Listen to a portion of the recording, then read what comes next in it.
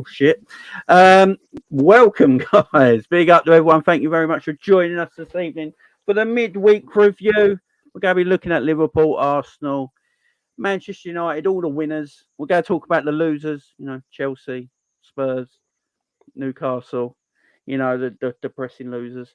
And and we're going to talk Man City, man. Manchester City. We're going to talk about them first. But yeah, big up to everyone. Thank you very much for joining us. Well, I've got a great panel today. I've got returning guests and a debutant as well. But first, we have got Tariq, my man. How you doing? Been a while. It has been a while. I'm all good, man. It's pleasure. Thank you for inviting me on. I remember the last time that we spoke about both our clubs, Jamie. It's probably about 2 seasons ago, where we was playing, Tavares at left back, Sam Conga in midfield. How life's changed. We've you haven't been on here for that long. That's one of the last times I remember when Liverpool and Arsenal were close on the table at that point. That I'm speaking to Jamie, but yeah, it's been a while. That was last time we played each other in the FA Cup with the Blue Kids. No, because that was the season when we lost 4-0, like in that November period. Wasn't it when Xhaka kicked my man in the chest? It was that season. Yeah, but yeah, in the Carabao Cup. Yeah. It was that season, but it was in the November time. So yeah. And we've got a debutant on the show today. I love his work. I watch his the American Waffle Show in the evenings. I do love that. Big up, Staffy. How you doing, my man? Speaking of American Waffle, we'll be on today at 8 p.m. Eastern. Time to cook some of these guys. Too many cookings going on tonight. I'm about to bring in an extra hand. I can't be the only one chefing. But listen, thank you for having me, man. It's great to debut here. Some familiar faces. Hello, Igal. I haven't seen you in a moment. Yeah, we were just talking today. He goes like, "Oh, I haven't talked to you in a while," and then I find out I'm on the show with Igal. So it's funny how life works. But yeah, thank you for having me, man. And listen, big up to everyone in the chat. Make sure you guys are smashing the likes, subscribe, and all that wonderful stuff. And let's get to it. The worst shirt you could have behind for Arsenal fans as well. Oh, it's the best shirt. That's I actually put it there for Arsenal fans because I get abused. I get abused crazy. You used to have a picture of Van Persie. He removed that. Used to. It's still there. It's still got the guard of honor. Oh my word! It's not a good start. It's not a good start. He said he used to. I'll never take it down.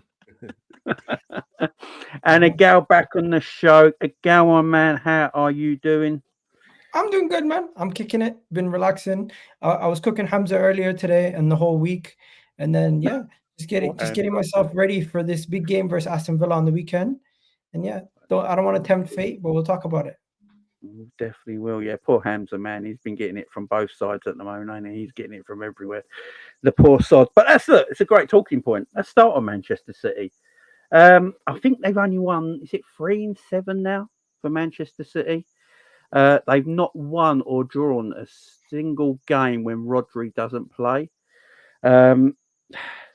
I've gone on record and said I personally think Manchester City had a terrible transfer window in the summer. I don't think it was good as people think it was. Is Man City starting to show that for the first time under Pep that injuries are now becoming a problem on their squad? Yeah, absolutely. And that goes back to your point where I totally agree in that they've had an awful transfer window because think about the players that left. Mahrez, Ilkay Gundogan. These aren't just players that were involved in the squad. These were key assets that played in a lot of big games and contributed to City in tough moments like this. We saw Gundogan in games where Rodri was having to sit out last season. He was playing in that midfield, doing that holding role, and scoring vital goals for them. They lost that depth and they didn't replace them well with Nunez and Kovacic, and Pep clearly doesn't trust them, so they are really struggling with that squad. And Manchester City don't have that squad depth that they're quite known for. And what we've always looked at Man City's team with stockpiling players, they've still done that to a certain extent because they've got Calvin Phillips, they've got Kovacic and Nunez, but they just don't decide to play them. And Pep's got to hold his hands up because this is Nunez, the one who he said is technically the best player in the world at one point. talking about him as a midfielder when he was at Yeah, Sporting. he said he had the best first touch in the world, something like that, something outrageous like that. Something nuts. And for him to later on come out and say when he's training, he's saying, "No, he's just not quite technically at the level." So yeah, it's made a rod for his own. Mateus Nunes, right? Yeah, that's the one. And yeah, they've not had a good transfer window at all, and it shows when Man City are losing players like Rodri, Stones, that they're not able to maintain. You forget level of performances, results, because that's what this game is at the end of the day. And City are usually good at that, and not winning a game in 4 for City is poor. And how many of them were? 2 of them were at home, and they got absolutely battered yesterday. And Aston Villa fully deserved that victory, and it should have been more. It's similar to the Man United Chelsea game where the score flattered the away side in that one. So yeah, it's a serious problem for City at the moment, their squad depth. No, yeah, you're damn right. Go on, you go. What you gonna say? Several things. First, why are you playing 6 defenders? You have midfielders on the bench. You sign midfielders for a reason, even if you don't think they're of the quality. Surely a couple midfielders in the midfield would make more sense than 3 defenders. And I'm counting Rico Lewis as a defender, by the way, guys, in this situation. Then you look at their whole entire team. Luckily, I watched my boy's video, so I'm going to take some points that he made. They were not good on all parts of their team. It wasn't just their midfield. It was their defense. It was their and it was their attack. Their attack was disjointed. They didn't create many chances. They created the least amount of chances by Pep Guardiola's side in a long time. And this was the worst statistical game by Pep Guardiola's side in his career. 22-2. You had 4 Aston Villa players who had more shots than the whole Man City side. And when he needed a goal, when he needed something, what did he do? He took off Phil Foden. He said, I need Oscar Bob to come on for Phil Foden. I'm not getting enough from Phil Foden. A guy in Julian Alvarez who was doing a good job in that midfield for them for a while. He took him off and brought in another player. And it just goes to show that if he would have, I don't know what he's doing.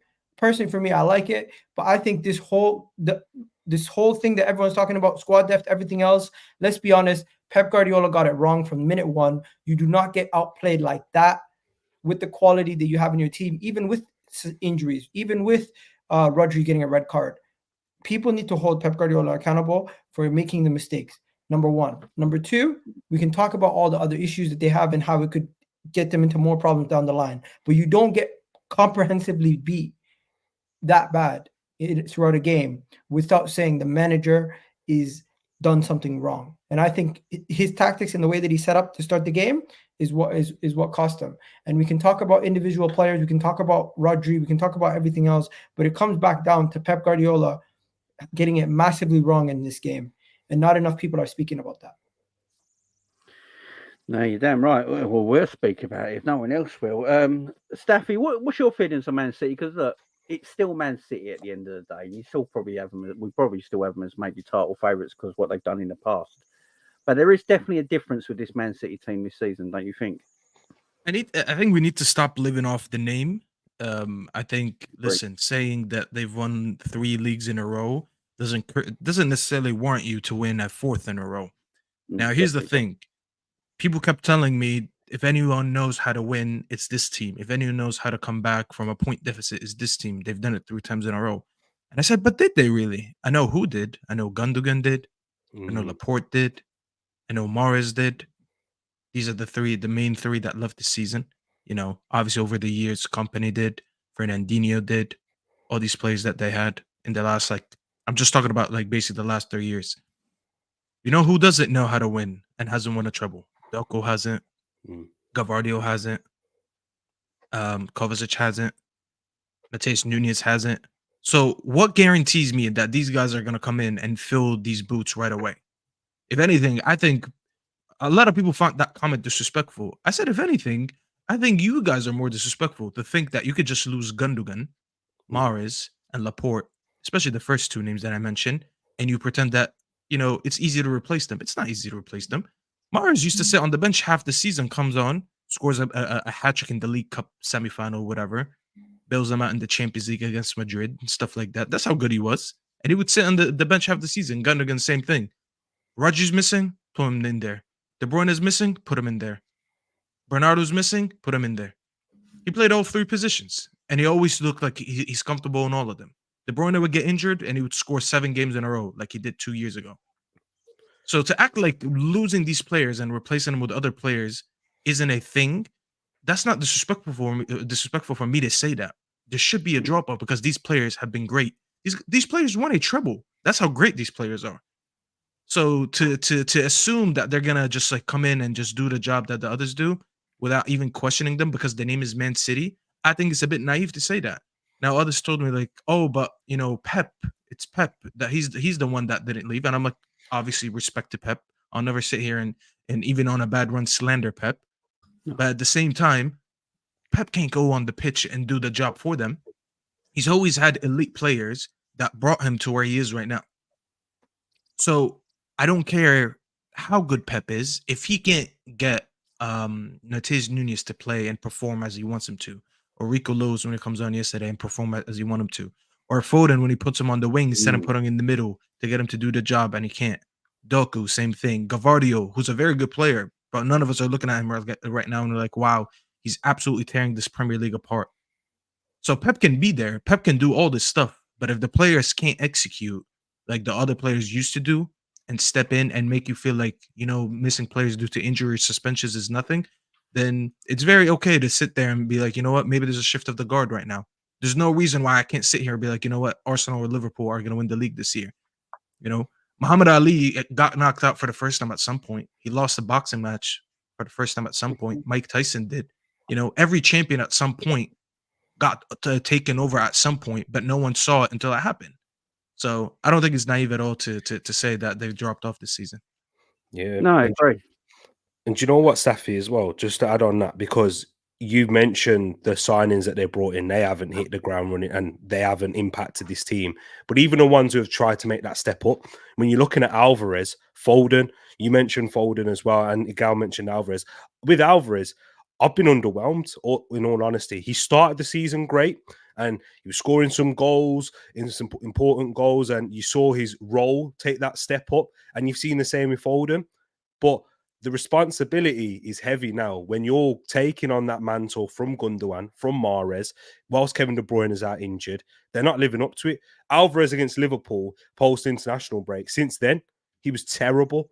He was awful in that game, and he's not been creating. This isn't the first time that we've seen Manchester City have problems create. Igal, we've seen it in our 2 games against them this season. Couldn't create. Haaland having 0 shots against us. Do you know how that's bad? That's your main guy. You know, if you give this guy chances, he will score. And they've really struggled in that aspect. And this is your key players that get put on a pedestal because of Pep Guardiola and because of the others that carried City in such big moments and get easily praised as well. And for that, and because people just attach the trophies to their name. But what's the impact that they've made on that now? Now, if they do win a league title or win a major trophy this season, then they deserve their flowers. But they haven't done it whilst being a main piece of the team. The thing is, there's a lot of revisionary history based on everything that's happened this transfer window that's just passed. One, Doku, Kovacic, and Matheus Nunes coming in, we expected them to be better. Number one. Number two, they expected them to be smooth transition. But one thing they never did is they've never replaced the goals. They never replaced the goals. That's one thing. They never replaced that defensive midfield experience that they had in what do you call it? Honestly, he's not even a defensive midfielder. He's just a midfielder that can do many things in Goodwell and has the experience. Also, the match-winning experience. Let's be honest. How many games did those guys make the difference? As Staffy just said, they don't have that. That's the thing. I've seen one massive game from Doku, nothing else. I've seen Foden and Alvarez have good campaigns so far, but when the going gets tough, can you rely on them the same way you could rely on Gundogan and Riyad Mahrez? I don't think so yet. So Man City have just gone from one of the most experienced winning sides in this league, and they've year by year reduced the experience and reduced the quality, and they're now allowed everybody else to catch up to them because they've taken their transfer strategy as spotless, and they can just continue to do what they were doing. But eventually, you're going to start missing, and that's what's happened. They started missing. Kovacic, in my opinion, at times you thought he was going to look like a good signing, but I always felt like he was not that good, and he was always overrated at Chelsea. Matheus Nunes, he came from Wolves. I always told these guys if they got Declan Rice, it would have been a different story. Thank God they didn't get him, and we ended up getting him. And then, as much as everybody rates Doku, was Doku their first choice, or did they not want somebody else? Because I'm kind of, if I'm not mistaken, they might have wanted somebody else with more experience. But Olise from Crystal Palace. It is a weird one, because when you look at it, so in previous years they've lost David Silva, who was a tremendous player for them. Company's gone. Sterling, Gabriel Jesus, Gundogan, Zinchenko, Mahrez. A few of these players as well are very clutch. They don't have to play every week, but it's experience they got in their squad that can come in when a player is injured. As I said, this is the first time City are really struggling with injuries because of the squad and not having them experienced players to be called on. And I think Rodri's struggling more this season as well, because he hasn't got that Gundogan in the midfield or a De Bruyne in the midfield at the moment where he can give the ball to. This is the first time I've seen this season when people can actually press Rodri. Like, you can engage Rodri, make him lose the ball, and then go from the counter press from there if you're brave enough. And I'm seeing that from City, from opposition teams all season so far. And is it that, Staffy? Is it the fact that City have lost them clutch players, and you're relying on young players, as you said, have not been there and done it yet? That's what I'm saying. There is a drop off, and Igal will probably remember. I'll also give credit to Igal on this, because he said he feels like City didn't really strengthen that well this summer, and people thought he was crazy. No, he's right. I remember me and Igal spoke about this. I think it was on his channel a few months ago during the summer, and I said if there is a drop off for City, this is probably the one. Because really, when you look at it, people are like, "Oh my God, you're crazy! You're saying they're not going to win the league," and I'm like, "That's not what it means." You can have a drop off by your standard. It doesn't mean you're going to drop off and you're going to finish outside the top 4. That's different. A drop off by City standard, when you look at the amount of names that left this summer and the players that came in, compare that to last summer and the summer before and the summer before, you'll find that this summer was their worst business. It's not terrible business, but it's not the best business that they've done. Last season, as an example, they were so good, and then they brought in Haaland. You can look at that and you're like, easily they strengthened, But then you look at this one, as we mentioned, the experienced names that left, most of them are clutch players like Gundogan and Mahrez. And then you bring in a lot of younger talent from Wolves, talent from as much as I like Kovacic, he's not a Gundogan. He's not a guy who's going to come in and even a City player. Clutch it for you. Is he a City player though? You know what it is? He came in, and because he plays so deep into that midfield, every time he played, especially with De Bruyne being out, they just became so much more lethargic. Like, you look at them and they're like, they don't have that cutting edge in them because there's no De Bruyne there. Gundogan used to actually have that. Gundogan knew how to get into the box. Gundogan could smash one from outside the box, or he can get in the box and score. And they tried to tell us Kovacic doesn't have the replacement for Gundogan. But you know what it is? He's really not, because he's more of a controller, and I don't like players who get misjudged for the profile that they are. Like, I don't bring in a Kovacic in a team to expect him to do offensive work for me. He's a guy who's just going to get the ball, and he's going to pass it around, and he's going to move it from left to right, from right to left, and that's what it is. That's his job. But then where does that even fit in their team? Because they don't really have that. He's good for depth. In their midfield. Listen, he's good for depth, but he shouldn't have been the only one. I would argue more that Matheus Nunes wasn't the right signing, because I'll take Kovacic, but who did you bring in to be that coverage for De Bruyne? Because they're not even putting Foden there. I was like, you know what? This is going to be Foden's season. When I saw De Bruyne get injured in the first game against Burnley, I was like, this is going to be De Bruyne's season. Foden's season. He's going to step in. De Bruyne is out for a few months. He's going to eat in that midfield. You start putting him on the right, putting him on the left, everywhere but the middle. He played him a few times in the middle, but then he kept moving around. I'm like, this was the perfect chance to say, here's Foden. Foden's here. He's the next De Bruyne when De Bruyne, because De Bruyne is entering his final years anyways. This was his chance to say, I'm here. I've arrived, and the manager doesn't even play him there. So it's like, you look at it, that midfield is not as good as it used to be. It really isn't. And now this midfield actually gets bypassed a lot. those still pass the ball. Don't get me wrong; they're very good at their technical abilities. Getting the ball, passing, and all that stuff. That style that Guardiola plays. But they bypass so easy, and we've seen it with Rodri, let alone without Rodri. What was the game that they played before the Chelsea game? There you go. Let me ask you guys a question though. I've seen a comment from your boy, Captain. Let me be honest. I don't think Paqueta moves the needle that much for them. You guys think one player, Paqueta, moves the needle that much for them?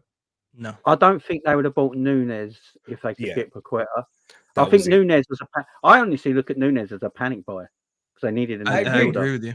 And they were going for Paqueta, and I think if the gambling allegations didn't hit, I think they probably would have gone and bought him and done that deal. That's the one they wanted. The reason why it doesn't classify as a panic buy is because you and them were both after him before he went to Wolves, when he was still in like wherever he was before there. So yeah, maybe technically it's not a panic buy, but I'm just asking you guys: does one player move the needle for them that much, or is it a situation where they need major improvements in many different areas? I don't know. I think because it's City and the money they got, we expect, more of a name to come in. But I do think Paqueta in this City team right now, I think they would be far, far better because, he's great on the ball. He's a great technician, but what he also is great is his work ethic is amazing. Defensively, he puts in a shift. He's good at defensive football. He's good at attacking football.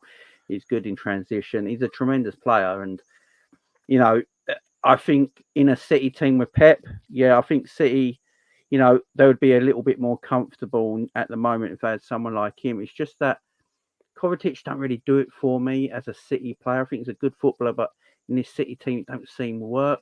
They got Calvin Phillips last year. Real poor buy. That signing doesn't get talked about enough, by the way. Other than Hamza. Time.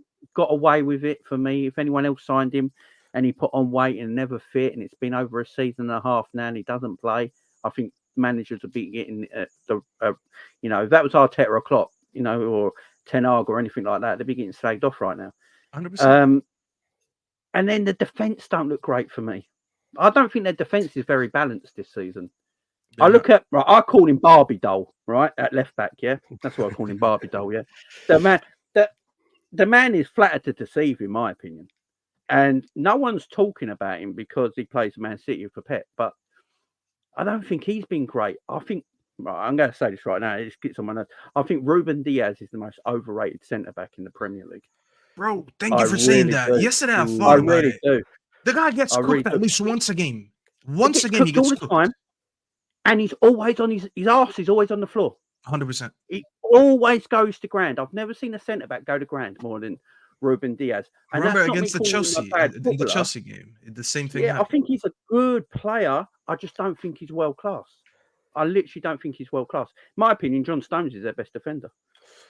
And they've missed him badly. I thought yesterday, though, especially though, Jamie, I thought he was the reason why that score stayed down. Him and Edison combined. There was a lot of fires that he puts out. Yeah, he's not the most aesthetically pleasing to watch because he does like to be aggressive, throw himself, throw his body in, and you can get past him in that way, as we saw Chelsea when they got the penalty. If you just throw a fake with that shot, because he's going to always commit with that slide tackle. Yeah, you can get past him. But my problem with City, though, is why their defense looks bad is because of how bad that midfield is. It's like when we discussed Liverpool's problems as well. Like when they get transitioned on, there's so much reliance on your centre backs with Van Dijk, and we're starting to see Konate's form drop a little bit because there's too much work for them to do. This is what. If you saw our defense, if you saw our defenders having to do so much, we would start to question the same thing. It's like what we saw last season, where Gabriel got his bozo gene, where I don't think he actually has it, but because he's having to do so much work last year, whereas we've cut that out completely now, thanks to building within our midfield. Let's not forget about the attack. There, yeah, having that attack, of course, that is, that's the problem with City there, because they're not creating, they're not being able to get chances or goals. They're not being clinical. Liverpool and City are two teams that create a plethora of chances, but the quality of chances that they're creating without Kevin De Bruyne there are more like half chances, where before Kevin De Bruyne would basically just put it on a plate for you and you just tap it in. Now it's like you're getting the ball off a cutback in the middle of the box where there's two defenders in front of you, and you, it's a little bit more work where you need to put a lot more thinking into controlling it and shooting it, where before it was kind of just like, here's the ball, just get a body part on it and it's in the net. You know what I mean? So that's the main thing I've noticed, the quality of chances that they're scoring. But if I were to just bring it down to one thing, Pep Guardiola does a thing where he finds a way to just flip a switch and get everyone fighting and going in again. Can we see, with Rodri coming back, Kevin De Bruyne coming back, and potentially 4 or 5 of the players that are currently underperforming switching a gear and them going on another 13-game winning streak? Because I don't see that at this moment in time, because I just don't see the same level of match winners. I look at Alvarez and Erling Haaland as match winners, Bernardo Silva as a match winner, but Foden, on occasion, he does it. He doesn't do it every game. Doku hasn't shown it on a consistent level yet. None of their midfielders besides Rodri or Kevin De Bruyne have shown that they have that ability to take a game by the scruff of the neck and win it for them. So I really don't know what they're going to do. Are they going to try to put out Chelsea and just rely on their defense? Because that's not how they play. So really and truly, Pep Guardiola is going to have to find a way to tinker and figure out which lineup's going to work, because this whole Stones, Rodri midfield thing won't work the whole season. Well, they're even putting, is it Rico Lewis? They're even playing him in midfield now. He's not good enough.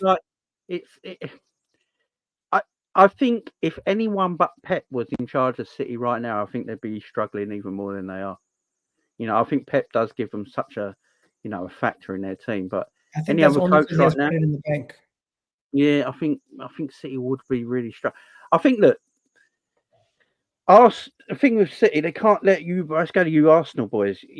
They can't. They're 6 points behind you boys now. Look, obviously this was like last season, but you're better than last season for me this season, because you're playing. I don't think you have got these results last season that you've been getting this season. In that way, you're playing like, Premier League winning teams do. It's not always the flamboyant style that wins your titles. You have to sometimes go for a rough patch and still win a game at the end of it. You don't have to be perfect for 90 minutes to win a game. And that's what Arsenal are doing right now, aren't they? I mean, the Luton game, it was a mad game. Let's face it, all us neutrals, especially me as a Liverpool fan, when I saw it 3-0, I was like, yes, right, I just turn my show off and I do that. And then it's 4-3 and I'm like, fuck you, and I'm smashing everything. But, it's just that football. But, yeah, what's the difference for you boys this season, T? What's the difference? It is building from the back. It is defensively trying to have that stability that we didn't have. The Luton game isn't, coming off the back of that one isn't the best way to explain it, because that was an anomaly, really, from what we've seen throughout the season. And even in that game, 2 of those goals came from us basically throwing the ball in the back of the net with David Raya in those situations. And that is what Mikel Arteta is focused on, is making sure that we have that stability, is where we're not having games like Luton every week, which was much more on a regular occurrence. Aston Villa away last season, Bournemouth at home, Fulham, even when we played them at home and we had to beat them 2-1 with last minute winners. We're trying to really control these moments, and the only goals that we are conceding, the vulnerability that we have shown, is by us making our errors. I feel like that's where a big majority of our goals conceded is come from in that sense, and that's the only concern. And let's hope that we can get that sorted for the second half of the season and for the big away games that we got in particular.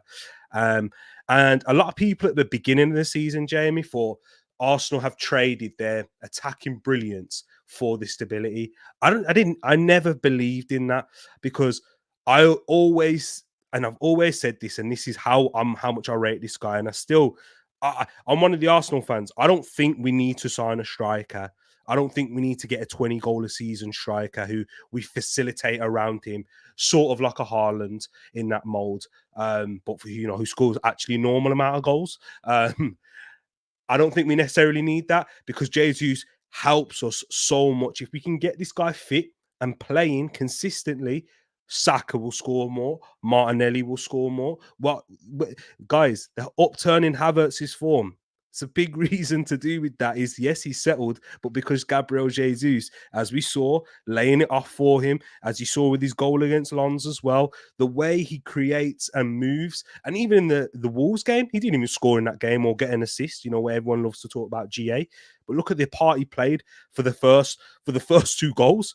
Laying it off to Saka, laying it off to Zinchenko to cut back to Odegaard. This guy is that builds our attack, and now Arsenal are creating a lot more, scoring more goals.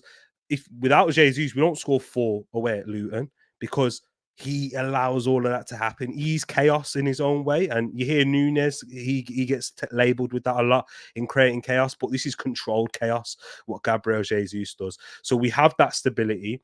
We have something to build from. Yes, we need to get rid of those errors, but structurally, we're a much more strong team. And with that experience added in there and quality that Declan Rice has been added into that midfield, which has added to us being better off the ball, better defensively.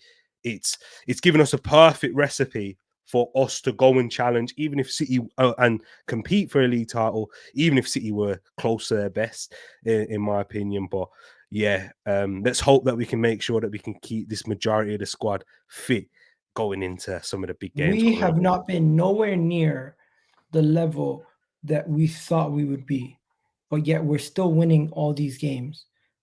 We're still performing at this level. We're still continuously picking up points. I expected us to be a lot better offensively. I expected us to pick up more goals at this point of the season. I expected us to have a lot more comfortable wins, but a lot of the games have been grind out results. And yes, we've had a lot of clean sheets, but even with those clean sheets, I feel like we've left so much on the plate. There's games where we've scored 1-0 victories or 2-1 victories or close games, and I felt like if we were a little bit more clinical, we would have wiped the floor with them. And then you look at the games that we lost, really and truly, or dropped points in. Fulham, individual error led to a corner kick where they scored from. Saka gave them the opening goal. You go to you look at the game against Tottenham. Jorginho comes on, makes a mistake. They end up going to score from it. You look at the games that we lost. It was a dodgy goal from Newcastle. Guess what? They got it. Give it to them at this point. They can't take it back, obviously, at this point. But it was a questionable, controversial decision at the time. When you look at these performances, I feel like we left so much points on the table already. I feel like we've been so good that we should be undefeated. But unfortunately, things don't go that way. The way that you're playing this year, this is why I think you need a clinical striker. Last season, you guys relied a lot on dominating the game for the majority of the time, if not the 90 minutes. And that's why you spanked a lot of teams. You won a lot. I think you guys... We were more gung-ho. Yeah, and how many goals did you guys score last season? Like 80-something? 88, I think. Yeah. Scored a lot of goals, and I think that was a record. I forgot what record it was. It's the most we ever scored in ever. Even with these Invincibles, we never scored that. I knew there was some record behind it. This year, you're not really like that. You're more defensively tied, you know. You're not that exposed. But we're clinical. You're not. Are you clinical? You could technically say that because you did win a lot of 1-0s. But here's the thing: that when you play a style like this, and it's more of like you being defensively firm, and your midfield is also firm, not necessarily banging goals left and right like you were last season. You need more of a striker that, listen, as much as we're defensively solid, we need to rely on someone to get us the goals in any moment.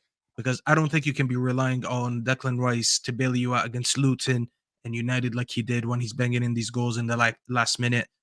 Same for Wolves, it was only 2-1. You just mentioned you won a lot of goals by one goal margin. And I think for that reason, you need a clinical striker because there will be some games where your guys are not going to have your midfield or your defense chipping in with goals. And you're going to look at your front line and you're like, you know what? We don't have the same fluid front line that was scoring goals left and right like we did last season. We need a striker to give him the supply. We need him to get a goal out of nothing. We need him to get goals when the tide is against us. Nketiah is not that, and Jesus is not that. Now, Jesus, I understand he's that player that makes the wingers around him better. But there's something about your wingers this season that I'm looking at, and I'm like, it's not really what it was last season. I really don't think it. I think maybe it's a lack of chances. I don't know. Let me ask you a question. If you were to prioritize something in January, you would say a striker. Let me think of that one. Because I will give you two positions to prioritize ahead of a striker. I'm just trying to remember who you guys have injured as well. I would prioritize a defender and a midfielder before another striker for two major reasons. One, the need for a defender at this moment in time, you guys might not realize, but Timber being injured and Tomiyasu currently being injured and also going to the Asian Cup, we are going to basically be... You need a backup defender, though, Igal. One second. We're going to have 5 defenders. We're going to have Gabriel Jesus, Gabriel Magalhaes, William Saliba, Ben White, Zinchenko, and Kivior. The other 2 are Cedric and Royal Walters, who don't play. So I think we need one more center back into this mix that can play right back and center back, or like the guy we're linked to from Portugal, from Sporting. That would be great. 35 million in the January window, sign a center back who can help bolster the squad. Then you look at the midfield. I actually think the center back position and the midfield position are more realistic targets in the January window than the striker. You've seen with Rasmus Højlund that people are going to extort you for a striker, especially in the January transfer window. If you try to go get a striker like Ivan Toney, Victor Osimhen, anybody like that, they're going to tell us slap 200 million on the table. They're going to say something ridiculous. So I personally think that the club is going to be smart, and they're going to look at potentially getting another center back or another midfielder, rather than just go in and break the bank on a striker in a January window. No, but you break the bank on a striker, you might win the league. You get a backup defender or a backup midfielder, and you don't necessarily win the league. Because I understand that you want to be covered in these areas. I understand if you want to be covered in these areas, and that is the correct approach. But midfielder, if you buy a midfielder, I don't see a midfielder that comes in and starts. If you buy a defender, there's no defender that you buy that comes in and start. Hold on. You buy a striker. You buy Douglas Luiz, you're telling me he doesn't come in and start. But why do you need Douglas Luiz? He would be another midfielder that would allow us to play different styles. Right now, with Odegaard, Rice, and Kai Havertz, we don't have the most balanced midfield. There's games where Kai Havertz might not be suited. And let's be honest, if we did have a Douglas Luiz, for example, or we got somebody else in there. Is Partey ever coming back? What's going on? Partey's finished. Forget about Partey. The last time we seen him kick a ball was at the gender reveal. He's never playing again for us, I don't believe. The thing with Douglas Luiz, I think Douglas Luiz is going to cost around 80 million in January. So I don't. He's balling this season, yeah, 100%. I don't see him moving in January. Plus Villa are doing well. I don't think Villa would go 80 million. 80 million's a lot. I think 80 million's more of a summer transfer, ain't it? When you've got longer to make that deal happen. Arsenal don't have 80 million to spend like that, guys. In January, we actually have to abide by FFP. We're cutting it close. The reason we got Raya on a loan deal was because of FFP.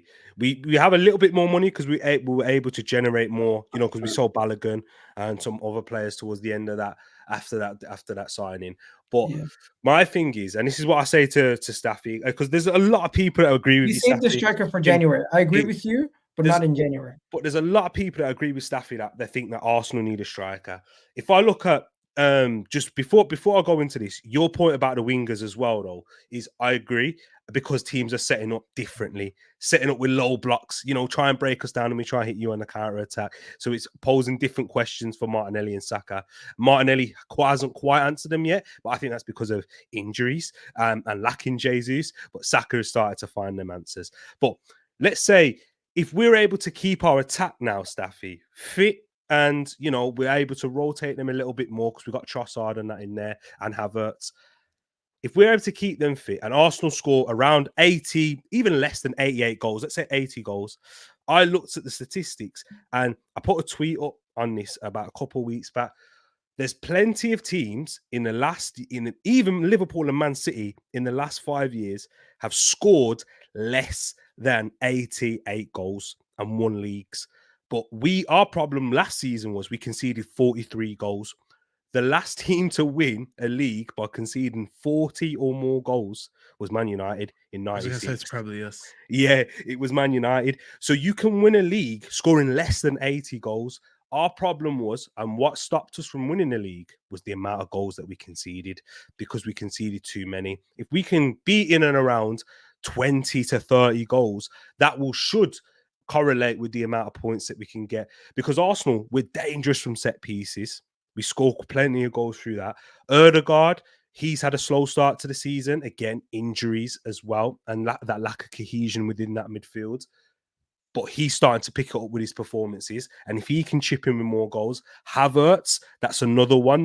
That's someone that a reason why I've been so backing of Havertz is because I think he's an upgrade on Xhaka in terms of goals, in what he's going to give you there. And that's why Mikel Arteta brought him. And so if he can chip in with even 10 goals in all competitions, 7 or 8 in the Premier League, then adding that on top of our tally as well, I think with Arsenal, we are a bit like how Liverpool were when they won the league. And when City when they were achieving 100 points, they didn't have a 20 league goal scoring striker then, because Kun Aguero, he wasn't playing many games, and Jesus was their starting striker in that period. So I don't think it's a necessity. But my only issue is Jesus' fitness record. As long as he can stay fit, Arsenal will score goals. There's no doubt about that. Gabriel Jesus is a bit like your Bobby Firmino. Absolutely. He links the play. He's great. My problem, I'll ask you guys. Kai Havertz has to be our genie. Yeah. Kai I was going to say, but you don't have a Salah and Mane. That's the thing. Saka and Martinelli. I like Saka. Saka and Martinelli can get to that level. This season, Saka is never going to score 30 goals a season, bro. Saka's already on 20 GA. No, I'm talking about goals, bro. I'm saying he's never going to score 30 goals a season like Salah does. He's not that type of player. His game is more. He might get 20. This calendar year, he scored 18 goals and has like 20 assists. Something crazy like that. So it's not that far off. I like it. I like Saka. To have a Jesus or a Firmino in your team, you need your wingers to be much more direct to score much more goals. Martinelli actually is that more than Saka. But even Martinelli is not finding his shooting boost this season. But I think you guys are mistaken one thing. We don't need 7 players. We don't need 2 20-goal strikers in our team if we have a midfielder chipping in with 10 with Odegaard, another midfielder chipping in with 10 in Kai Havertz, another midfielder in Declan Rice, who's a defensive midfielder chipping in with goals. If you get 5 in that region, it's like the goals are in throughout the whole team. In our last, when Jesus scored against Luton, we've had 11 goal scorers in our last 11 goals. Also, I think we disrespect him a lot because to be honest, I'd want him sold as well. But who's our top goal scorer in the Premier League, bro? It's Eddie Nketiah right now. So even he's chipped it. I don't rate him. Staffy, I know. I was going to say he bagged the hat trick in one of them. It doesn't work. If he certain players in the Premier League never have bagged the hat trick. Rashford. If you're taking a shot at Rashford, you already know where I stand with this guy. But this is why I don't mind Arsenal spreading the goals out like that. And we're not even spoken about Trossard. Do you know what I mean? And let's hope that he can get involved in a little bit more. I don't mind Arsenal building. There's one position in your team I think is a weakness at the moment. That's the goalkeeping situation. I disagree. Raya, it sometimes it's like shots go through him, quite a bit. He's obviously a good goalkeeper because I've seen it with my own eyes in the past. So I don't know what is going on with Raya at the moment. Then Ramsdale, look, it's very clear that Arteta's number one is Raya, no matter what. Ramsdale looks like I think when you're upgrading your goalkeeper, for me, you've always got, if you've got a goalkeeper like Ramsdale, you want to go and get a goalkeeper that's world class. That's the upgrade. You don't want to go and get a goalkeeper that's just a little bit better than your goalkeeper that you've already got. Because you want to make that definition that there's no similarities here whatsoever. I just feel like for Ramsdale, the best thing for Arsenal to do is let Ramsdale go next season, because you can't let him do it in January because you've already done this now. And if you let him go in January, you could cause things to actually be a bit bad in the change rooms and stuff like that with the boys. So just keep him till next season and let him go then. But I think that is, if I'm looking at it right now, I think that's one of Arsenal's major weaknesses right now is that goalkeeping situation. Going forward, Arsenal are tremendous for me. I enjoy watching Arsenal. They're a good team, man. They're a good team. The midfield's cooking. They've probably got the best midfield in the league, I'd say, when they're all fit. I'd say Arsenal probably do have the best midfield combination in the league. And you're good from back to front at the moment. It's very hard to, it's very hard to be nice to Arsenal. Do you know what I mean? It's very, very difficult. But you're a good team at the moment. You're up there. You probably are. I'd make you favourites in the Premier League right now. I really would. But look, let's talk about Man United here. This is Staffy's moment. So I was just looking at Man United. I just want to say, bro, I completely disagree with the goalkeeper take. I feel like that is just unnecessary drama. If Raya was our number one and we didn't have Ramsdale in the squad, this would not have been a talking point at all. No, I agree. I genuinely believe that. I agree with you. It's just the fact that we have Ramsdale in our squad, people are going to talk about it. It reminds me of the unnecessary drama with Dean Henderson and De Gea, Mignolet. We've seen it with Millionaire and Karius. We've seen it with many different keepers. It just when you have two keepers, they love it. The media love it, and they just draw to it. And now the thing is, everyone's gutted for Ramsdale. All of a sudden, the same people who are saying Arsenal can't win the league with Ramsdale, Raya was a good signing, are now saying, I think they made a mistake. I'm like, I don't want to hear from Jamie Carragher, man. He's a cool guy, but like, spoke to him. You chat shit. No, look, I'm a Liverpool fan. I don't really like Jamie Carragher myself, so don't worry about it. He's a cool guy. I met him once. I spoke to him on Twitter space. I spoke to him in a lot of the Liverpool fans in the chat.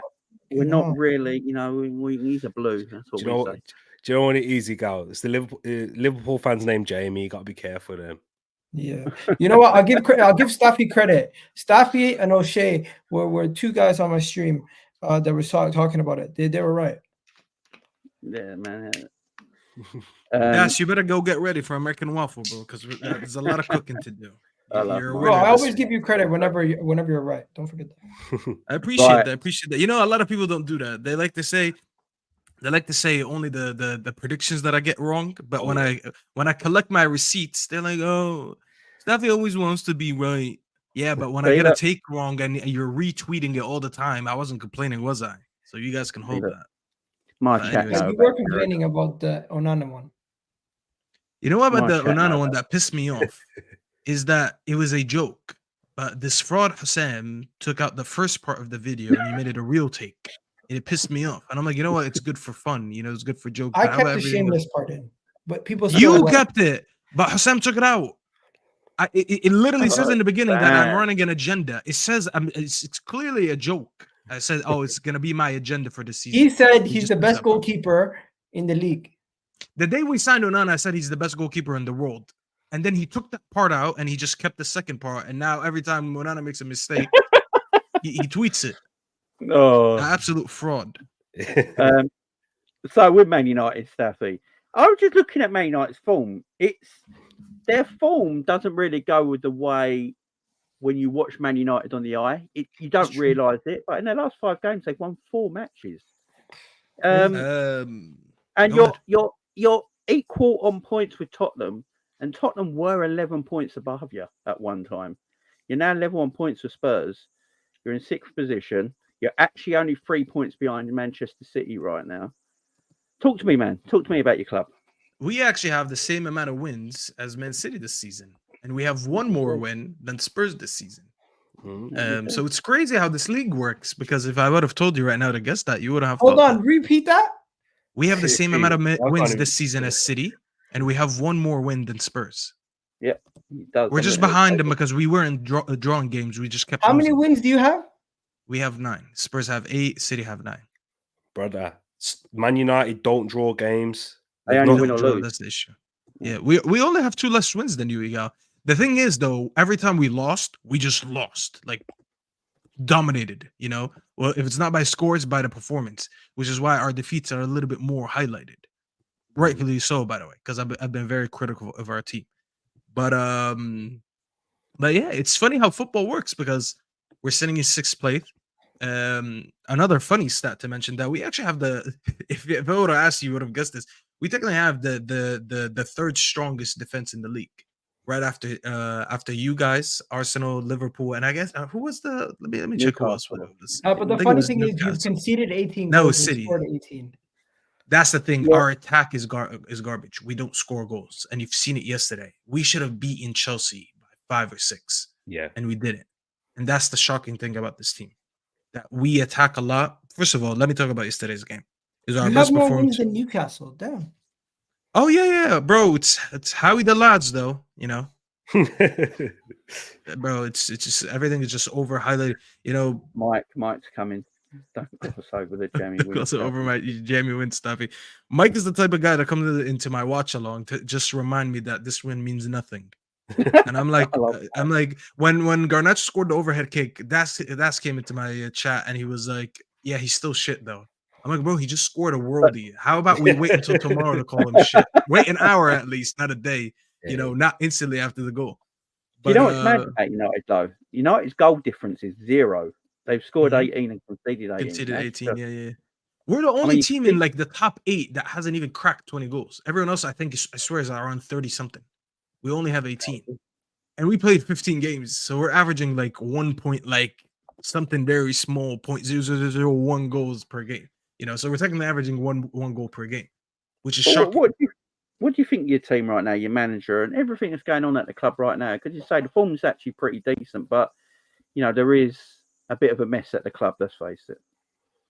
Oh, 100%. And this is why, unfortunately, this win, I don't think this win takes us on to anything. Now, what I like about this win, it was a different win than most of our Jamie wins this season. I saw a team that executed a plan perfectly for once. You know, the manager wanted to do something. This is probably the one time you can watch United, you're like, you know what? I understand what the manager wanted today. I can see the style of play. I can see the execution of what they're trying to do. And it was just one off, honestly. Now, the thing I liked about it, you saw the team united. You saw the team working for the manager, working together, working as a team. McTominay, when he almost had his hat trick and he missed it, I saw Anthony run up to him and pick him up right away, and he's like, "Stay focused, whatever." Everything opposite of what happened against Newcastle.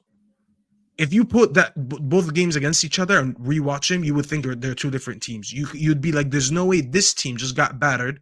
We only lost 1-0, but we got battered by the performance against Newcastle, and then we went to against City and Chelsea, and we did absolutely the opposite, which is very weird with this team. This team, what they showed me with yesterday's game is that I don't know what to expect from them. We don't have a defined starting 11. I don't know if they're going to be able to play to what the manager wants every game or not, because yesterday they proved that they could, but other games they showed that they couldn't. We're funny enough in a very good position still in the league to go and do something, but I just don't see us doing anything after that, because as Das mentioned, we're on a 0 goal difference. That's so odd. It's so weird. Either the you can look at it in two ways. Either this defense is overachieving because we actually have a lot of clean sheets and we're conceding a lot less than most people, or you could be like, you know what, their attack is underperforming. It really depends on how you want to look at it, but this can't continue like that, because you can't manage. I swear last season we finished the league we were in 3rd and we had like a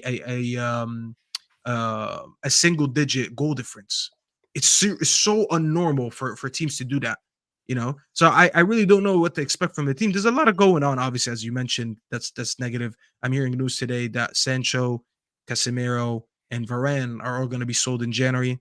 That's not going well with a lot of people. You know, they're like, why are we selling our most experienced players? Why are we selling our only world-class players? Some people's like, you know what, that's fine. Let's sell them and reinvest. There's so much going on that is very unclear. And it's very hard to look at this season and be like, I know where we're going to finish. I know where we can go. You know, we have obviously a Champions League game against Bayern that we must win. And we have to pray that the other game ends in a draw for us to make it past the next stage. Or if we win and someone else wins, we go into the Europa League. I don't want to be in the Europa League. I don't want the extra fixtures coming from the Europa League. And what happens if we don't make Europa League or Champions League? Then you go back to 1 game a week. A lot that you don't know what's going to happen. If we play 1 game a week, that's probably better for us because our squad is full of injuries. So that's probably better to focus on 1 game a week than focus on 2 games a week. But then if that happens, does that start like a top 4 run? I don't know. It's really still all up in there. I think you can look at every team right now that we label as a top 6 or a top 8 team, and you can kind of predict where they're going. You can look at Liverpool like, you know what? They're going to contend for the league. Arsenal, they're going to contend for the league. City drop off, but they're still going to contend for the league. Newcastle, top 4 race. Chelsea, not a good enough to be in the top 4. Villa, overachieving, probably going to be somewhere in a European spot. You look at United, I don't know. Are we going to finish top 4? Are we going to finish top 6? Are we going to be out of the top 6? I actually don't know. You look at this team, it's the only team that you don't know what's going to happen because they're picking up results regardless of the performance. The performance has been shit, but you're picking up results. So you can look at it and be like, you know what? What happens if they do click? What happens if they do start getting good performances? Could they go on a run? Or maybe you could look at it, you know what? They're just overachieving. They're getting results now while playing shit. Eventually, their luck is going to run out and they're not going to get results because they're still playing shit. I honestly can't make anything out of it. You know, this whole team, to me, starting from the manager to all the players, no one is safe with me. I've criticized the manager a lot. I called for his head a lot. I said he should go after defending him a lot last season. However, if he does find a way to turn around, which I think is very unlikely, then we can have conversations again. You know, I don't know. We'll have to wait and see. Honestly, with me, Can I ask one question? Yeah, go ahead. Have you been bigging up Scott McTominay and Harry Maguire this season? No, I don't big up Scott McTominay, and don't ask me to big up Scott McTominay. What about Harry Maguire? Maguire's been amazing, yeah. Okay, so why aren't you going to big up Scott McTominay? Because I know, listen, he bagged 2 goals yesterday, playing the same way that I've been complaining every game. The only reason it worked yesterday, bro, just play him as striker. He's better than Rasmus Højlund. No, he's not. No, he's not. No, he's not. Stop saying that. The reason he's getting goals, the reason he's getting goals is because he's playing so high up the pitch. He's making I said this take yesterday on my channel. He did no. You know what he does? He does the Havertz role.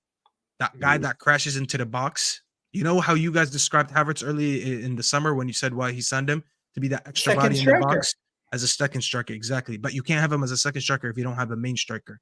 The reason Højlund is struggling, and this guy is not. When you look at all his goals, every time Højlund makes a run or a movement in the box, he's very good with his movement. Unfortunately, he doesn't get the correct service because he wants the ball more closer to the ground than in the air. He's not really that good in the air, even though he's tall. You see that all the crosses are being crossed in, whatever. He gets marked very well. Who doesn't get marked? McTominay. McTominay, I'll give him credit. He knows where to find the spaces to get in that box to get a goal. That's the one thing he's very good at. But he's still a midfielder at the end of the day. When there's games that are not like Chelsea played in our hands, and I said this today on Lewis's channel. The issue is they didn't press us. Everyone who presses us finds it very easy to play against us because you're pressing a 1-6, and none of our 6s are that good to do everything on that. Not even Prime Busquets would thrive in our system right now. Let me say this. He's a better version of Souček from West Ham. That's what he's doing this season for you guys. I honestly don't even know what Souček does because I know he's a defensive midfielder. But the thing about McTominay in the build-up, he's uninvolved. Shocking. Awful. He doesn't do anything in the build-up. He gets very limited touches. Just the same. Which is why the midfielders struggle. Yesterday, we didn't struggle because our midfield, Amrabat, I'm going to give him credit yesterday. He looked like Prime Kante. This guy was running all over the pitch. He was covering so much space. Him, Luke Shaw, and Maguire, which is why he took Lindelof. Him, Luke Shaw, Maguire, they kind of looked like a back 3 because the low and Reguilon were so high up the pitch. It worked yesterday, but it's not going to work every game. There is going to be a game where I need an extra body behind the ball when we defend, and I need an extra body in the midfield when we need to build up, which is why we all, United fans, we want Maino to start next to Amrabat, not one or the other. If you notice, every game, he starts one, benches one, starts one, benches one. He never plays them at the same time. He's so persistent with playing an advanced 8. I get it. McTominay will get us goals here and there. But listen, we go to Liverpool in a week. And I play the same way that I played yesterday against Chelsea, against Liverpool. Very unlikely. Very unlikely to press Liverpool so high up the pitch and get away with it. And I'll tell you why. Yesterday, Chelsea had a few chances where they beat our press or whatever, or we made a mistake with our passing and they ran at us. But Sterling is not clinical. Nico Jackson is just Nico Jackson. I don't even need to speak about him. Mudryk is Mudryk. The last thing I don't want Salah running one-on-one at one of my defenders. I don't want him running at Amrabat one-on-one. I don't want him running at Maguire one-on-one, or I don't want him running at Shaw one-on-one. Same thing on the other side. Diaz. Even Nunez, who I don't rate, if he's playing, the guy's his physical ability and his speed, he's so dominant in those areas that he would find it easy to play in that much space. So that's a game that I'm going to go in, and I'm like, you know what? Today I need midfielders to be midfielders. I don't care about goals when you're a midfielder. It's nice, but I don't need it. I need you to do your job as a midfielder. If you do your job and then you get me the goals, I'm just like, that's what Rice is doing. You think you guys aren't even praising Grace because of his goals? You were praising him because of what he's been doing in the midfield. But when he gets the goals, you're like, oh shit, look at him. We have a leader. He can step in. He has that clutch gene in him. If McTominay does that, plus he's doing the midfield job correct, I'll be much more comfortable. But I have to sit here all the time, and I'm like, I'm so worried about our number 6 getting cooked in that midfield because there's no support. We're gonna get away with it in some games, but some games we won't. So that Liverpool game, gotta be with me. Well, long story short, you big him up for the goals, but nothing else. He's still not doing his job. I hear he brought me the dessert. You know, it's like if we're having dinner and I come over and I bring in dessert, but I didn't bring in the main course. You know, Staffy, the cake is nice, or where the fuck is the dinner? I didn't even eat yet. So how am I having dessert when I'm not having? Where's the main course? He doesn't give me the main. If I'm coming to your house, you should cook the meal. Yeah, I'm coming to your house. If you look at me, if you look at me, I'm all about dessert. You know what I'm saying? But, question for you, Staffy. What do you do with Rashford? Sell him. Get rid of that guy, bro. What is that even a question, bro? When PSG offered us 80 million 2 seasons ago, I said, bro, that's daylight robbery. Sell him and let's move on. And they kept him, and he scored 30 goals. And I was like, you know what? Maybe I was wrong. Back to the same shit. And I kept asking United fans this. The season before he got 30 goals, he had 5 goals. Okay? So he went from 5 to 30. They said, see, the 5-goal season doesn't define who he is. You know, he showed his real quality the season after. Why is the 5-goal season an anomaly, but not the 30? Why am I looking at the 31 as, oh, that's what he should be? You know, when he's only done it once. But when we look at the 5-goal season, we're like, oh, that's not who he is. Because exactly, bro. Exactly. You look at him, bro. I'm sorry. Like, look at Anthony. I don't rate Anthony that high. I rated him when he first came in, but he hasn't done enough. But look at him the last 2 games. Chelsea and Galatasaray, if he watches in the Champions League. Now, he doesn't have the GA yet to show for it. But have you seen how good he was on and off the ball? Off the ball, he's running his socks off. On the ball, he's doing everything correct. Besides his execution, he needs to stop fucking shooting when he should pass. Because if you're going to shoot, I need you to be Robin. Robin used to be selfish and shoot, but you know what? No one argued with Robin. Aaron Robin, every time he cut in, everyone was like, you know what? Let's start running back to the halfway line. We all know that's going in. Or even like Salah. Because Salah before this season, he'd always shoot, and it would annoy the heck out of Liverpool. That's what I'm saying. If you're gonna shoot a lot, you better score. Where do you because when you're wasting the ball, who Rashford? I don't give a shit. He could go anywhere, bro. I feel like Arsenal is the place where all your strikers then. No, I don't. No. He's not a striker. He could go to PSG, bro. I'm all right. No, bro. Mikel Arteta has a kink for fixing players, man. No. Players that will actually work hard. Not with Rashford. He doesn't work hard. I see Rashford at Tottenham, you know. Yeah. Oh, I do too. I see Rashford at Spurs. I think that sort of suits him. Yeah, I'm not even. They'll never pay him. That's the problem. No. He'll never go there. I'm obviously not a Man United fan or anything like that, but what Rashford did the other game, when useless, it pissed me off, and I'm not even a Man United fan. You know, the way he comes, Rashford to me, on looking from the outside, looks like a complete arrogant arsehole at times, like his shit don't stink. Yeah, because he fed children apparently in this country, which he didn't, by the way. He just said a few lines that everyone gassed up, and he gets all this praise. Oh, he's one of England's best wingers, wide players, and all this. And I find him absolutely arrogant and quite a limited footballer, in my opinion. He's just straight running. He's just straight running. He's kick and go. He's kick and go. And if he runs into defenders, that's what he does. Yeah. He just runs into defenders. But the thing is, I witnessed him live this season. When I went to the Emirates, he was really good. He's really threatening, but you have to play through him. That was the one game he had a goal, Igal. No wonder why you're saying that. He wasn't even good in that game, Igal, man. It was just that moment where Ben White did what he did against Barkley. Throughout the whole game, they played through him and Anthony. They tried to bypass the midfield and just play through them through the wings. Yeah, that's because that's the only space. That's because we allow them to go there. That's because we want them to go to Rashford in them occasions. Do you remember when Rio Ferdinand was comparing Rashford to Mbappe?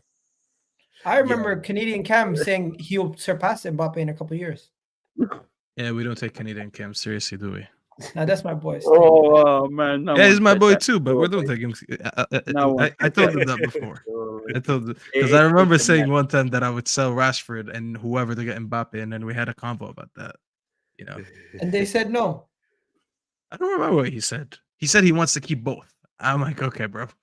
Oh wow. Whatever you See, say. Man United, what I look at with Man United from the outside is that I was looking at Man United, some of the Man United's players' wages the other day, and I was shocked how many what players are on. Are at you that club. surprised? And you know, Martial's still been at Man United almost 9 years now. He was at Man United when Brendan Rodgers was at Liverpool. That's just mad. And this is, that's absolutely mad to me. And yeah, look, as a Liverpool fan, I love it. I ain't gonna lie. Staffy's a great guy, but he'd be feeling the same way if it was the other way around. It's just the way football is. But yeah, as a Liverpool fan, I love it. nothing more I'm than sure Liverpool to struggle. It makes my day. It genuinely makes me That's happy. the way it should be, and that's the way it should be. And the Arsenal boys absolutely love it. Staffy, I need to ask you a question. Out of the 3 teams that look like they're going to win the league, who would you actually rather? Because this is hard for you. It's You definitely think I didn't Arsenal. even really think of that? Listen, I thought of this. Would I rather? Here's the thing. Would I rather Liverpool win the league? Listen, Liverpool is always my last option, so that's easy. Don't even ask me that. Liverpool is always the last thing. I'd rather anyone win but Liverpool. Then I thought about it. I was like, Man City versus Arsenal. Who do I want to win? Do I want to listen to Igao celebrate and be annoying and obnoxious, or do I want to listen to Hamza celebrate a league and be obnoxious? But then I thought of one thing. There's one person that keeps getting compared to Fergie. But Fergie retained the league after he won the treble. Now, if Pep doesn't retain the league or the Champions League after winning the treble, to me, that seems like the GOAT conversation is over. How do you not retain after winning a treble? Retaining a league after winning a treble isn't for everyone. So I'm going with Arsenal. I'd rather tolerate Igal than tolerate Hamza. And that's my agenda. When that happens, that's my agenda to push that Sir Alex is undisputedly the best manager in Premier League history because he was able to retain at least his league after winning a treble, whereas Pep couldn't. Pep's fall off is bigger. So there you go. That's the agenda I'm running. So we need Arsenal to win. We want Arsenal to win the league. We got it right here. Live. Well, I don't want Arsenal to win the league. It's the word. It's 3. I have to pick between 3 people that I hate. Who do I hate the most? Technically, I hate you. It's like voting for a U.S. president, right? I don't speak about politics on YouTube. Trump. Trump all day. Let's have a bit of a laugh now. Yeah, let's have a bit of a laugh. Let's talk Tottenham. Let's talk Spurs. You Arsenal boys must be loving this. Let me start off. I've got something a gal put up on Twitter. I just got it out on Twitter. So there's that's Spurs' recent form. That's Spurs' recent form, and 1 point in 5 games, but their manager is still getting praised, and they got praised today. I've just been reading the things and some bits on the press there. They're still praising them because they played well. It's just mad to me. It's just mad to me. Spurs are the first team in Premier League history to score first in 5 successive games and to win none of them. They've drawn 1, lost 4. On top of that, right, 3 of them are home losses. Just goes to show you that what they said after the Arsenal game was Maddison came out and spoke about how the Spurs gene was finished, or he doesn't see that around Tottenham anymore. Well, he's injured, and you can fully see it all around Tottenham. They've been dropping points left, right, center over the last couple of days. And we can talk about injuries, we can talk about suspensions, we can talk about everything. But the reality is, we've told these guys to start the season that they were not ready to be competing for any major trophy. They're talking about, oh, can we do it? I seen a Tottenham account today, guys, literally tweet out, hear me out. Can we do it? I'm like, these guys are a delusional bunch. And I thought they weren't the most delusional fan base. There's a bunch of other fan bases that are more delusional. But don't forget, these are the same fans and players who celebrated that Liverpool victory like they won the league. They did the guard of the Sheffield United win. They did a guard of honor and walked around. It was mad. Listen, long story short, this Tottenham team is a joke. Ange Postecoglou has frauded the media into making him into the media darling. He's an absolute disgrace. Every single day he just comes out and says pick me lines to the media, so they lap it all up. Everyone acts like he's this angel, he's this great manager. I bet you by next season they're gonna want him out. Guarantee you. Because he has no plan B. They continuously drop points. He has no plan B. He's showing no tactical ineptness to change his tactics to try to suit the game to win it. It is what it is. Right. Before T goes, I'll just give you this information. So Tottenham at the moment, they've played 15 games. They've won 8, drawn 3, lost 4, conceded 22, scored 29, goal difference of 7, and they're on 27 points. How many points do you think Tottenham had this time last year? Same amount of games, 15 matches. Same points. How many points do you think Same they had? Points. They had 29. Hey.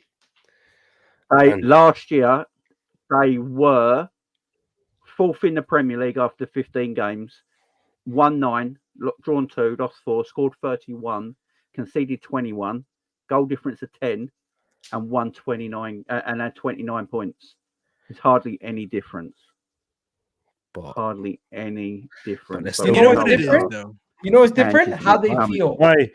They feel better because they're playing better. But this is why they are the most deluded fans out there. Do you tell you why? Because they're not even talking about, they want trophies. I've seen all of them talk about that, but talking about these players and putting them up with names that shouldn't even be there. Romero, best centre back in the league, came back tonight. They went and shipped 2 goals at home. Talk about Basuma being better than Rice, Maddison being better than Erdegaard, or don't forget, Madison's been injured. So. But like Kulusevski Saka comparison. I know. I remember being on your channel when they was doing all of that back in the day. But Staffy, giving them man that amount of praise. Bro, they were talking about Oliver Skip and Granit Xhaka, remember? No, Skip and Partey. I remember Alex saying that. Oh my days. Højbjerg and Partey. Hey, my days. But that's why they are the most deluded, because these guys will be giving up so much praise for nothing. Even the best defender this season has been Van der Ven, not even Romero. He's the reliability in that defense. He's the one with that bozo gene. And I feel Destiny Doggy's getting too many plaudits for something. Bearing in mind, the guy's a walking red card. He goes in and crunches every winger. He got booked early against Saka and was lucky to not get booked in that one. Chelsea, Staffy saw this Chelsea team yesterday go rock up and they slapped 4 and it could have been more. But, as Anissa says in the chat, but Angie's so brave. At the end of the day, it's a really good, likable team. There is politics to that. Let's not forget. A big demographic of that fan base who control the media as well. But that's for another day. Oh, don't get cancelled, bro. It's just I just find it amazing with Tottenham. I really do. Go on, Staffy. I was gonna say the thing about them, and I've said this, and I'm gonna mention this to Jacob today because it's time I collect my receipt with Jacob. I said the thing is about Ange. Because I supported him a lot in the beginning, and even a gal accused me of twerking, and I said, I'm not twerking. I just got to give him praise where praise is due. That's what I do. I have no hatred towards Spurs, to be unbiased. But I said, when Spurs get their first loss, that's what we're going to see what Ange is about. I said, are they going to bounce back right away, or are they going to lose a couple in a row, or what's going to happen? And ever since that happened, yes, I get it. They had injuries or whatever. Ever since they got their first loss, they haven't won again. That's 5 games in now. So we can sit there and praise the performance all you want. And, oh, my God, look at us. We're no longer playing fossil football. We're playing on the front end. We're scoring goals. At the end of the day, it's a results business. I don't care that you're proud that your manager is playing Emerson Royale and you're playing advanced football, progressive football against City, and you see you got a point with all that. All that is nice. But at the end of the day, it comes down to results. Okay? When I'm looking at the results, 3 losses in a row, a draw against City, and then another loss. And let's be very honest, that could have easily been another loss against City. That could have been 5 losses on the bounce. It's all nice and cool when you're playing good football and you're winning, but when you start losing, people are not going to remember the performances. You're going to be like, why are we not winning? What's going on? Why do we not have a win in the last 5 games? Because same thing. Ten Hag is actually the opposite. Ten Hag is giving us shitty performances, but then he start picking up results, and that's when people start talking less, because you got to get one or the other, you know. But right now, it's been all performance, but then this hasn't been any result for 5 games now, you know. So this is maybe who Ange really is. A guy who doesn't know how to adapt, a guy that knows one philosophy and one philosophy only. People like to praise managers who have a philosophy, and I get that, and they stick by their philosophy, and I think that's very important. Don't be a coward. But adaptability, I keep talking about being adaptable in the Premier League. If you're not an adaptable manager in the Premier League, you will not succeed. Even Pep had to adapt to win a league. Klopp had to adapt to win a league. All great managers had to adapt. Fergie used to adapt all the time. Same for Mourinho. All great managers adapted to win leagues, or not just to win leagues, to just become great managers, to be good managers in top teams in the Premier League. When you're going gung ho every game, Ram, are you done, Ram? This guy Ram goes into every chat messaging me, Staffy, your team is dead. We're not even talking about United, Ram. You know, you can take a day off. Ram. You can take a day off. Ram. Well, you missed the United section. You go back like 30 minutes ago. But the thing is, what was I saying? When you're not being able to adapt and you're just playing gung-ho football every game, and it looks easy on the eye, it's entertaining. Oh my God, look, goals, but you're not winning. Then I need to question your manager. Why is your manager not winning? Why can he not pick up wins with the players that he has now? Because he was able to win when Madison was there, Van de Ven was there, obviously Romero just came back, all that stuff. But you're not winning now. So why not being able to adapt to the squad that you have right now? Because you're not always going to have your squad fit. Mm-hmm. And I see a lot of managers that listen, we're talking about Pep not being able to win the last 4 games. For what is the reason? What's his name? Ange is immune to that type of talk. If we're gonna say that about Pep, why can't we say the same about Ange? At least Pep has so much credit in the bank. You can give him an excuse, but what's the excuse for Ange? Is it because he's a likable person? Is it because Spurs were just so used to them being shit and playing shit football, and now they're playing good football? That's not enough. If you want to be treated like that, then we'll treat you like a small club. Because when small clubs play good football, we always start clapping for them. Oh my God, look at them! I'm so happy for them. They're playing good football. If you want that treatment, we'll give you that treatment. But this is a results business, and right now you're not picking up the results. No, man. So Ange Postecoglou has them playing good football, but they haven't improved. Is that what we're saying? Yeah, basically. Talking about they technically play better football, they haven't improved. Yeah, on paper, technically. I mean, you just named that they had 29 points last season, and they have what, 27 now? Yeah, and there's nothing really much difference in their goal difference or goals scored or conceded either. It's just not. There's not much in it. Talking about not improved. So Chelsea, last season, after 15 games, they had 21 points, 8th in the Premier League. Oh. They've got this brilliant £250 million midfielder that they love. They're now in this season, they're 10th with 19 points. So they've actually got worse. Brother. They've actually got worse. Jamie, I'll tell you something. On Twitter, I was talking about Enzo one day last week, and I was just saying, you know, Chelsea fans need to have uncomfortable conversations. I had someone say that black people are a big problem on that app and called me a black idiot because of Enzo Fernandez. Whoa. Yeah, because of Enzo Fernandez. Just for Amrabat and Scott McTominay to run through the brother. Wait. I have a nickname for it. What's that? I created it. It's McTominay. Oh my, McTominay. I watched The Terrace this morning and I was dying of laughter. McTominay. Bro, I had to cook. I cooked. Yeah. So I cooked everyone on The Terrace, bro, especially Don, because Don, bro. What they is deserve wrong? It.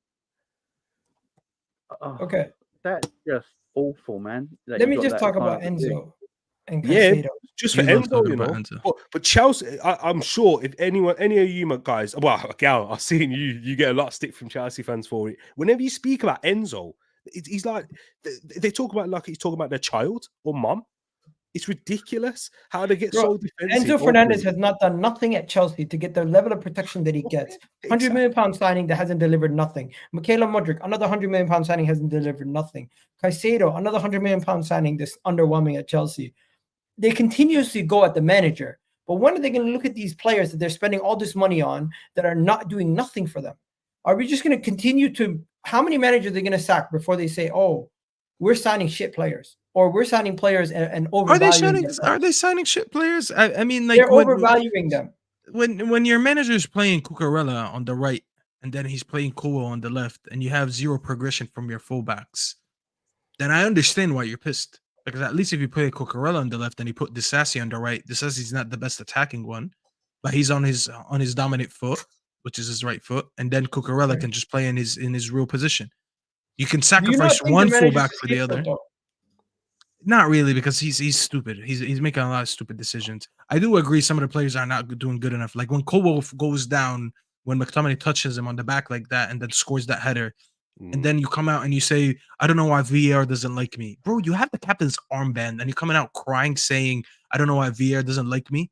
VAR doesn't give a shit about you, bro. Who VAR doesn't care about you. Kowo was the captain yesterday. What? Yeah. Thiago Silva was on the pitch. Enzo was on the pitch. Sterling was on the pitch. Yeah.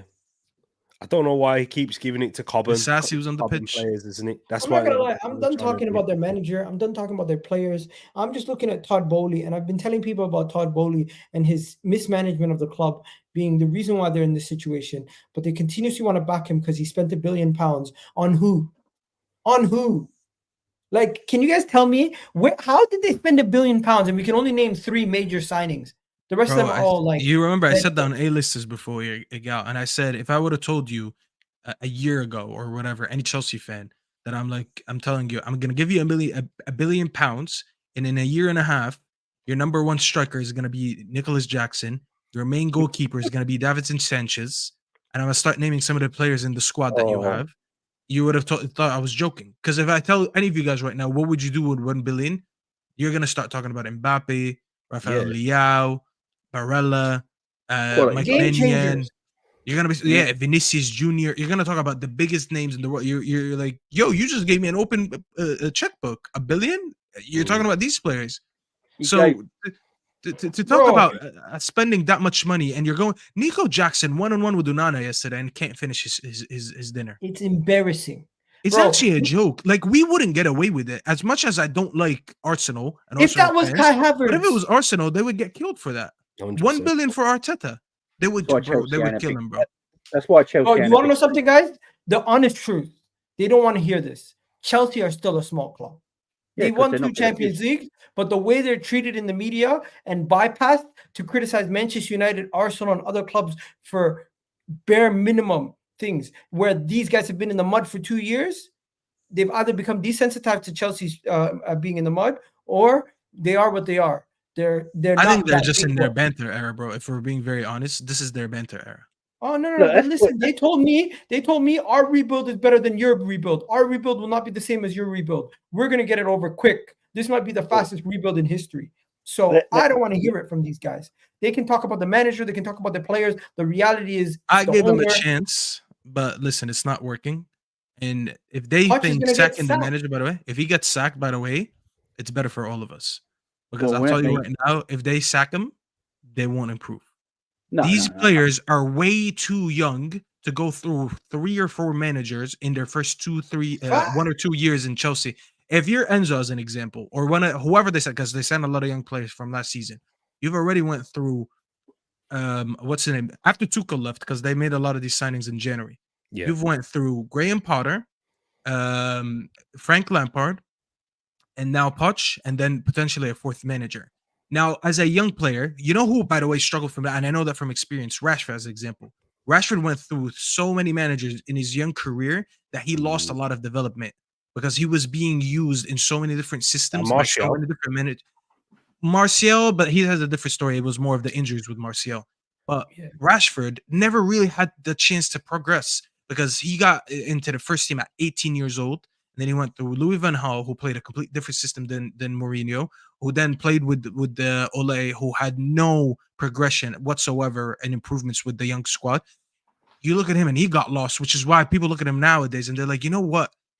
He just lacks a lot of fundamentals. That's the same thing that can happen to a lot of these Chelsea players, because you can lack a lot of fundamentals, not necessarily technical fundamentals of the game, but just idea of playing a different system under different managers is not good to be in a such unstable environment when you're that young, when you're 21, 22, 19, all these young players that they have going through 4 managers, being a loser. You've been losing for 2 years is not good at all. You need to find stability. You need to find unity, and you need to progress. It's fine. Arteta was laughed at in the beginning. Arteta and his young squad was laughed at in the beginning, but eventually they made it out of the mud together. How are they going to make it out of the mud when you keep changing the manager and chopping up the players? But Staffy, has Chelsea ever been a club of stability, though? Have they ever? Never. They were, and I'll tell you why. They were. I'll tell you why they were. I'll tell you what. They were because they were winning, but they got right. Yes, the ownership was always the same. It was very easy for them to come in and find a new manager. It didn't matter because you know who was there? Drogba was always there. Lampard was always there. John Terry was always there. Peter Cech was always there. These guys were in their primes. It was so easy for them to, listen, we're Chelsea legends, all of us. We lead this club.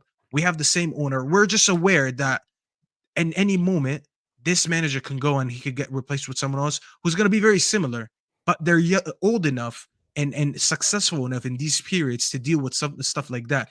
These Chelsea players are not. If I'm Enzo, I don't know how old Enzo is. I think he's 21, maybe 22. If I'm Enzo, and I know I'm very good, and I was at the World Cup and I won a World Cup, and I was the young player of the tournament, whatever. When I start losing for 2 years and the manager keeps getting chopped, and I'm like, I know I'm one of the best players. At some point, I'm gonna start having self-doubt. Not necessarily that he's shit, but he's gonna be like, why am I not winning? Why am I like so good with my national team? But here, there's so much uncertainty. How can I get this to? Am I even good enough for this team? Am I good enough for this league? The guy has like 7 wins since he went to Chelsea, something like that. Some crazy stat like that. He's won. I don't know how many he's won this season. The guy, he had the less wins at home than Brentford up until, I don't know, last game when they won or whatever. Yeah, like it's so bad. It's actually so bad. And then they have the striker asking Astrid Wood for nudes. What is going on with this club? Like it's so bad on and off the pitch. It's so bad on and off the pitch. And I don't know how they make it out of this. I really don't. And honestly, I don't want them to make them out of it, because as another top 6 team, listen, the longer you slump, the better. And I told them this early in the season. I said, I'm like that kid who's taking a test at school, and everyone's handing in their paper and leaving before me. I'm looking at Arsenal. Arsenal handed in their paper and left. I was like, oh shit, I used to be, on the same level. Then why are they ahead of me? City handed in their paper and left. Liverpool. And I'm like, oh shit, I'm the last one. I look behind me. Chelsea's still there. And I feel better about myself now. I'm more calm because someone was worse than me. That's how Chelsea is right now. At my worst season, I'm looking behind me and they still haven't finished their test. I'm about to finish before them. And you know what, Staffy, as well, and what people forget because they just think of Chelsea with Roman, and because Todd Boehly spent $1 billion, the reason he spent that money is because he knew he needed to have some form of instant success, because Newcastle, Aston Villa, bro. Aston Villa, do you know, he's treating it like a baseball farm system. Do you know? Forget about instant success. No, do you know why? Do you know why he's having to do this? Because Aston Villa, their owners are richer than Arzigal. If Aston Villa met the Champions League, brother, with that financial boost that they will get, Aston Villa won't move out of there. Newcastle, if they're able to build upon this, Man City, Arsenal, Liverpool, look at how we're moving, and Man United, maybe, mate. Bro, they're always going to be a big club and obviously a big market in Chelsea are going to have back-to-back years no Champions League. You're right, but here's where I think you're slightly wrong. I think their approach is not to win the league now, not to win the league next year. They want it to be 4 years down the line, all these guys to grow together and become good players, magically everything just to work, and them not to need to add any more players. They think Jackson, just give him 4 years. They think this is a farm system from the MLB. The guy's making it, he thinks it's the Dodgers, that you can just buy a bunch of kids and in 2 years' time you can be good and you'll get a draft pick or something. That's what, because it's not American. Is Gabby in a massive stock? It's not. That's where it's not like the American sports, though, because there's jeopardy that's involved in this, and you will get taken over. And there is levels of sustainability, like Man City, like even though they're what could end Chelsea, but they're not going to try. If Todd Bowley gets sick of it and just says, "You know what? We're not splashing the cash no more," they're fucked. Because the only thing that's making them even remotely threatening is because they make a mistake, they're willing to spend the money to get out of that mistake. But if they start saying we're gonna keep our mistakes, that's when they're fucked. Guys, I gotta go though. So listen, big up, we're going to here anyway. We're going to. You got the waffle show today. I got the waffle show in an hour 15. Yeah, we're going here. What I'm going to end it with is just that, in one summer, Liverpool rebuilt their midfield quicker than Chelsea. I'm just putting it out there. You're one DM away. You're one DM away from being a serious contender. If you had Rice, all I have to say is yesterday I seen too much glaze on your stream. That was crazy, bro. Why would you even say that, bro? Omar, bro, I don't know what the fuck is going on with this guy. But guys. Everyone's links to their channels are in the description below, so make sure you go and click on them links and subscribe to these beautiful people. Thanks for coming on, guys. Really appreciate it. Great show. Really enjoyed that proper football talk. T, Gal, Staffy. Yeah, I need that top that you're wearing. Where'd you buy that from? Bro, I got it from Amazon today. It's like a huggy, snuggy thingy. I got one from me, one from my wife. It's so bro. You can turn it inside out also, but this side, I like this side. How big is the hood? Bro, it's massive. Hey, yo. Yeah, I need me one of these, yo. Man said, hey, yo. Cool. Yeah, you said it's massive. Hey, yo. You want me to stand up? You can see the whole thing? Hey, yo. Hey, yo, bro. Hey, yo. And on that right after I told him, hey, yo, he says that. That's why. You know what, Jamie? He thinks he's